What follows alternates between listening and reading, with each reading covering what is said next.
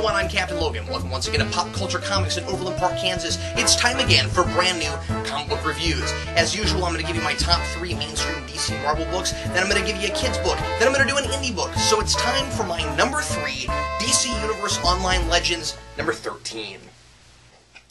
I had previously avoided this series, assuming it was so tied into the video game that I wouldn't be able to follow the story or wouldn't care to, but finally giving it a shot, I really enjoyed this as a big giant romp in the DC Universe.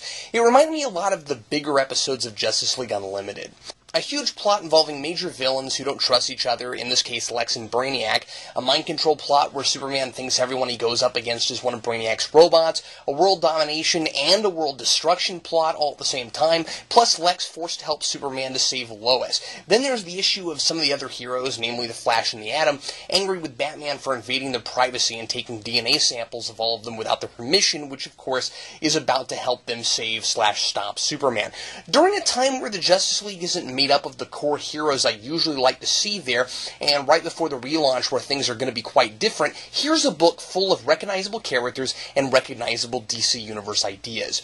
Now that's not to say it's all just a bunch of boring rehash. Sure, I'll admit I've kind of been here before, but this single issue is so dense with story, action, and dialogue, it's hard to complain. There's a lot in these 22 pages to keep you entertained as long as you don't mind a pretty action-heavy book that's pure escapism. My number 2 this week is Punisher number 1 from Marvel. Greg Rucka really brings the Punisher back to his roots here. He's not mixing it up with supervillains, he's not trying to figure out how to work with superheroes while his methods are clearly those of an anti-hero. And as I've come to realize is my favorite kind of storytelling for the character, he's left largely in the background.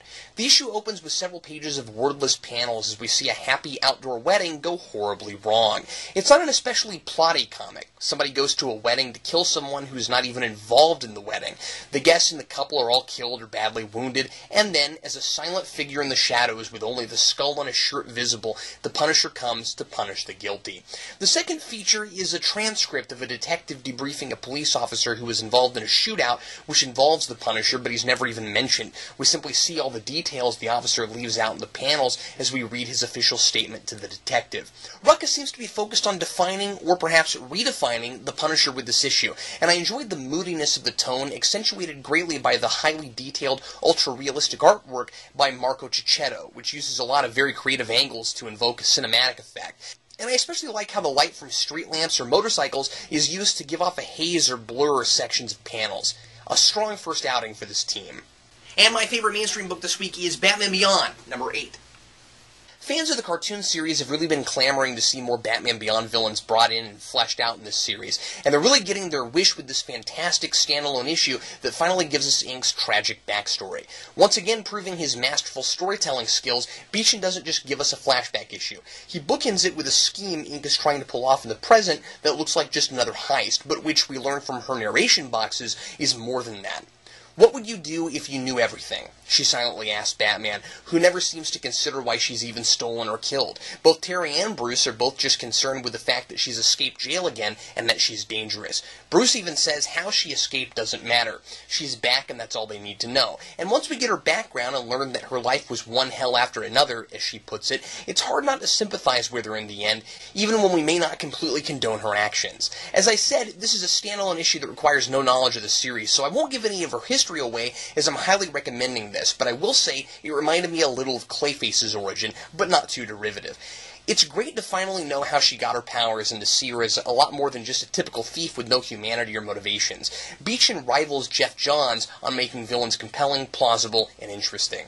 And my kids' book this week, as you'll probably expect, is Sonic the Hedgehog, number 227. Not a lot out this week for kids' books, so I'm predictably back to Sonic the Hedgehog. We're on to part 2 of Sonic Genesis, which didn't do exactly what I expected. Sonic and friends go to the Labyrinth Zone, complete with those obnoxious waterfalls that seem to drop forever and ever, and then skip right on to the last couple levels of the first Sonic game.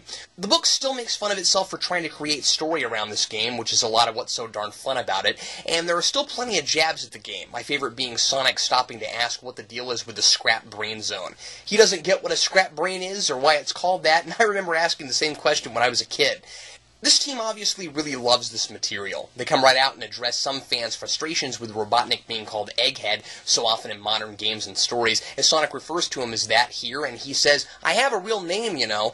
There's also a fun reference to the old 90s cartoon show when Robotnik says, "I hate that hedgehog." This issue is also beginning to get us out of pure homage territory, as Sonic and his friends are beginning to find all this too familiar, and it doesn't look like it'll be long before they realize, as we know from previous issues, that they're missing some memories and that things aren't as simple as they seem. Still quality stuff for kids and adult Sonic fans alike. And finally, my indie book for the week is a brand new book called Rachel Rising from Abstract Studio. This is a good, broody, eerie, black and white indie book that opens with a scene that instantly grabbed my attention. A girl standing over a cliff, watching another girl clawing her way out of the ground. It was then that I instantly got the point of the Plato quote on the introduction page. Death is not the worst thing that can happen to you. And I respect anybody going all the way back to Plato to give some credibility to their book. A really interesting mystery ensues after the first several pages of dialogueless panels as Rachel wanders down the road after being apparently buried alive, and is picked up by a helpful stranger and given a place to rest for the night. She doesn't have total amnesia, as would be the expected thing in a book like this, but rather is only missing the last couple days of her life. She thinks it's Wednesday, but it's already Friday. She tries to piece everything together, and when she finally gets back to some people who know her, they don't react at all like she expects. This is a perfect first issue in that it gets our palate whetted for more without giving very much away at all, and I feel I know just enough to keep me excited to learn more. The art is very detailed and haunting, and I appreciate that the material is very appropriate for a black and white book. I actually think color would take something away from this. I really recommend this if you're looking for something a little off the beaten path. And now some other things I read this week that are totally worth your time. Red Skull, number 2 out of 5. Continuing the origin of Johann Schmidt, experienced the defining moment that puts him on such a dark path.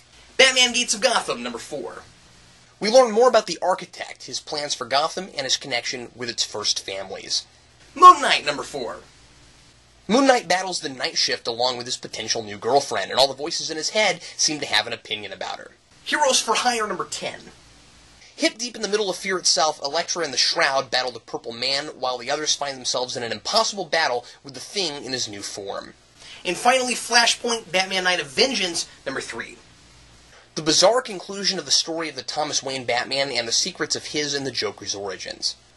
I also wanted to mention, in case you didn't already know about it, the DC Retroactive line. We're on to the 80s this week. They've already put some books out for the 70s, and here is of the 80s Batman, Wonder Woman, and The Flash. They're also doing these for Green Lantern and for Justice League. And basically what they're doing is they're finding creators who made these characters' books popular back during particular decades, and then they're doing new one-shots in the writing style and the art style of those decades. So if you want a neat blast from the past, check these out. I think they're quite cool. And also, I wanted to show some new action figures we got in this week. Here is the Batman Incorporated line.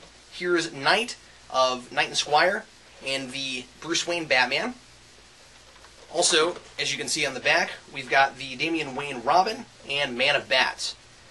And if you ever happen to be in the Kansas City area, be sure to check out Pop Culture Comix right here in Overland Park, Kansas. That's where I am at this very moment. It's our official sponsor, and it's my very favorite place to get comic books. If you're not in the Kansas City area, be sure to support your own local comic book store if you have one near you. And thanks a whole lot for watching. I'm Captain Logan, and happy reading.